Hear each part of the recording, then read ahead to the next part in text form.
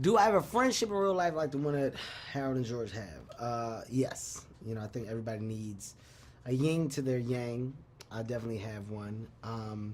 My character George is, I think we've got similarities. You know, he's a great person, great heart, loves to laugh.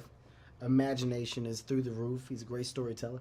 These are all things that I have. He can also play too much at times and not know when to pull back, and that's a quality that I have as well. So I can say that all around the board, I think all arrows and T's are crossed and I's are dotted that would say that we're very, very close. And shouts out to my guy Harry. That's my yin to my yang, my guy. Were you familiar with the book series prior to being cast? What was your first reaction to the script? I wasn't familiar with the book prior.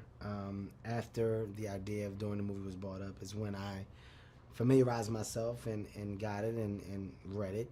And not it was a couple of them that I actually read.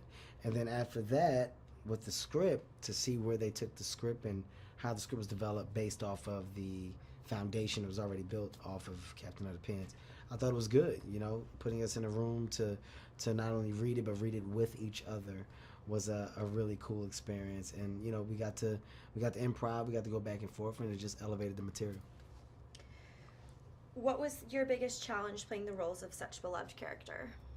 My biggest challenge, you know, the biggest challenge is making sure that you stay in that kid space throughout the whole thing, because you're going in, then you don't come back in for like another 2 months, and then you got to remember the tone that you had and where you were, then you got to leave again and you come back in another 3 months. So it was just the constant back and forth and battle with just remembering where your tone was so you can keep it throughout the film. Were you able to improvise any of your lines? Yes, I improvised a lot of my lines. I don't think you can have me in any project and not allow me to throw some Kevin in there every now and again. The power of friendship is a central theme in the film. What do you think parents and kids can take away from the movie? You know, parents and kids. For one, I think just support. You know, when you have a kid that uses their imagination at the level that these two kids do, you should just applaud it. You know, you should embrace it.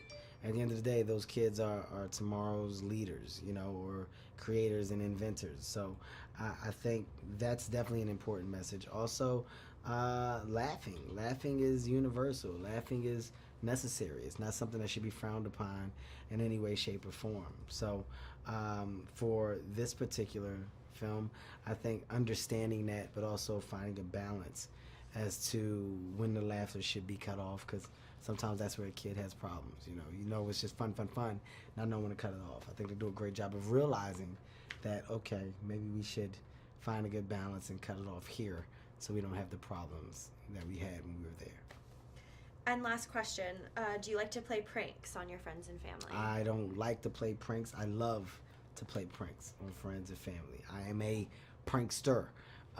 Even at the age 37, I'm still willing to have a good prank every now and again. Nothing is funnier to me than putting people in uncomfortable situations. As you get older, the pranks get better, and I can now afford to do amazing pranks, like take people's tires off their cars and not tell them. They come out and their car's on cinder blocks and say, all right, well, I'm going to leave. You got to figure this out. And let them figure out that their car tires are in the trunk. Things like that. We're very silly when we do movies. Very, very silly, but it's fun.